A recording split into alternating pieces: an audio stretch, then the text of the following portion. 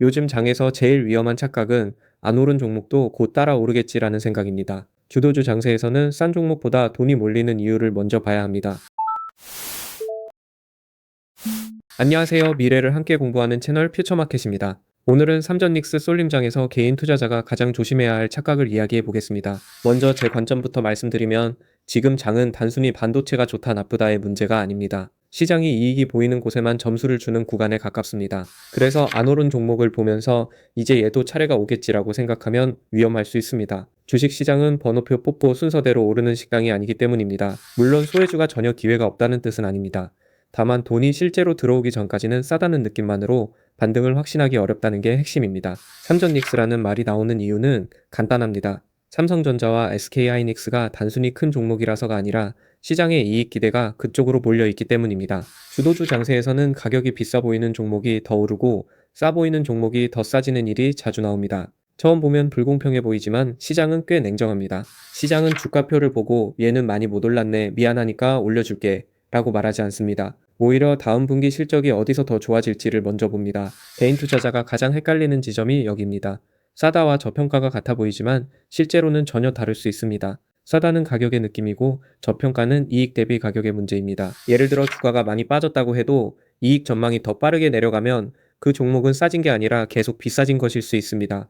이게 소외주의 함정입니다. 반대로 이미 오른 종목이라도 이익 전망이 더 빠르게 올라가면 시장은 그 종목을 여전히 덜 비싸다고 볼 수 있습니다. 이 지점에서 체감과 수급이 엇갈립니다. 저는 지금 개인 투자자가 봐야 할 첫 번째 기준을 가격이 아니라 이익 전망의 방향이라고 봅니다. 주가가 아니라 실적 추정치가 어디로 움직이는지가 먼저입니다. 여기서 말하는 이익 전망은 어렵게 들리지만 쉽게 말하면 시장이 앞으로 돈을 더 벌 기업을 어디로 보고 있느냐입니다. 시험 전 예상 문제집 같은 역할을 합니다. 시장은 생각보다 숙제 검사를 자주 합니다. 평소에는 대충 넘어가는 것 같다가도 실적 시즌만 되면 갑자기 빨간 펜을 들고 나타납니다. 그래서 주도주 장세에서는 이야기가 멋진 기업보다 숫자가 확인되는 기업이 유리합니다. 꿈이 커도 매출과 마진으로 연결되지 않으면 돈은 오래 머물기 어렵습니다. 반도체가 강한 이유도 결국 여기서 출발합니다.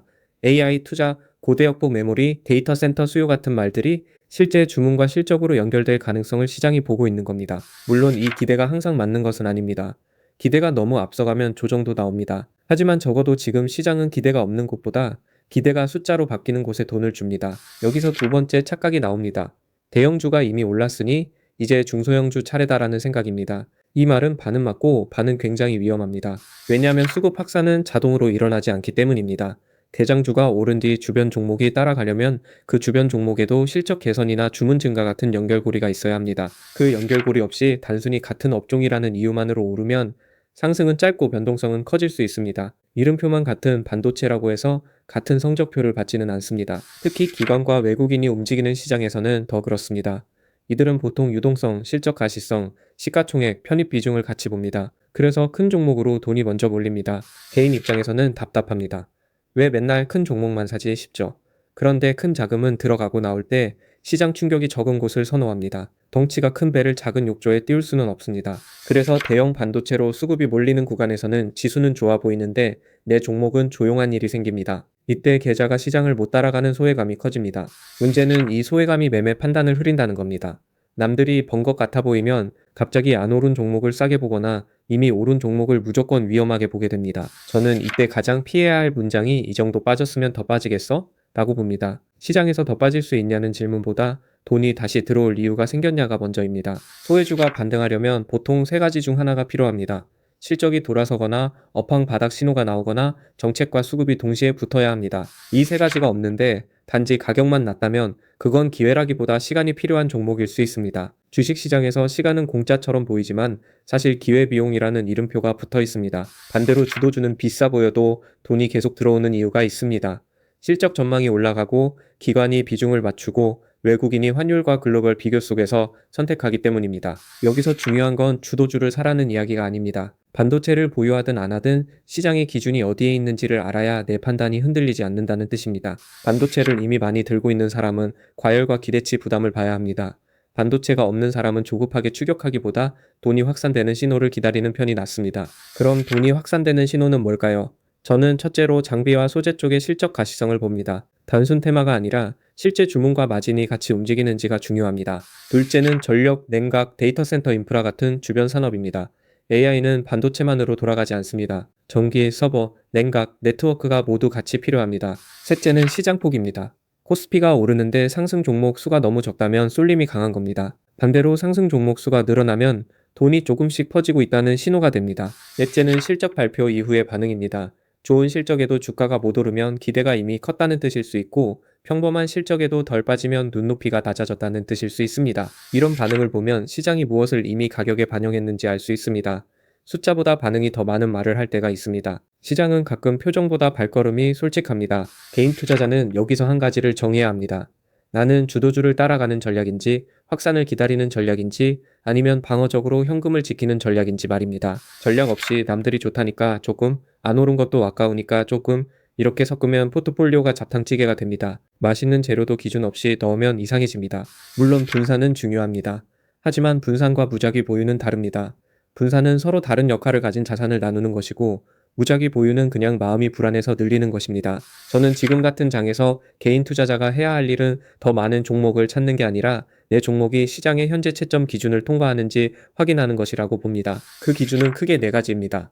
이익 전망이 올라가는가, 수급이 들어오는가, 업황의 방향이 바뀌는가, 그리고 기대가 이미 너무 비싸게 반영됐는가입니다. 이 네 가지 중 두세 개가 동시에 맞아야 확률이 올라갑니다. 하나만 맞으면 이야기는 그럴듯하지만 주가는 생각만큼 움직이지 않을 수 있습니다. 특히 싸다 하나만 남은 종목은 조심해야 합니다. 싸다는 말은 매력적이지만 시장에서는 가끔 아직 이유가 있다는 뜻으로 번역되기도 합니다. 반대로 비싸다 하나만으로 주도주를 무조건 피하는 것도 위험합니다. 비싼 주식이 더 비싸지는 구간은 보통 이익 추정치가 주가를 따라잡는 시기에 나옵니다. 그래서 판단은 항상 비교로 해야 합니다. 이 종목이 싼가가 아니라 이익의 방향과 수급의 강도를 고려했을 때 다른 선택지보다 나은가를 봐야 합니다. 삼전닉스 쏠림장은 개인에게 불편한 장입니다. 지수는 오르는데 내 계좌는 조용하고 뉴스는 뜨거운데 내 종목은 냉장고 안에 들어간 것처럼 차갑습니다. 그럴수록 감정 매매가 늘어납니다. 오른 종목을 보며 늦었다고 느끼고 안 오른 종목을 보며 이제 곧 차례라고 믿고 싶어집니다. 하지만 시장은 위로를 주는 곳이 아닙니다. 저는 이 장의 핵심을 이렇게 봅니다. 주도주가 강한 장은 기회가 없는 장이 아니라 기준이 더 좁아진 장입니다. 아무 종목이나 오르는 장보다 훨씬 까다롭습니다. 그러면 반대 관점도 있습니다. 쏠림이 심해질수록 언젠가 되돌림이 나올 수 있고 소외주가 한 번에 튀는 구간도 분명 있습니다. 이 가능성을 무시하면 안 됩니다. 다만 되돌림을 노릴 때도 조건이 필요합니다. 단순 낙폭과 저평가 주장만으로는 부족하고 수급이 실제로 바뀌는 첫 신호를 확인해야 합니다. 예를 들어 거래 대금이 늘고 하락하던 실적 전망이 멈추고 업종 내 여러 종목이 같이 움직이면 분위기가 달라질 수 있습니다. 한 종목만 튀는 건 종종 노이즈일 수 있습니다.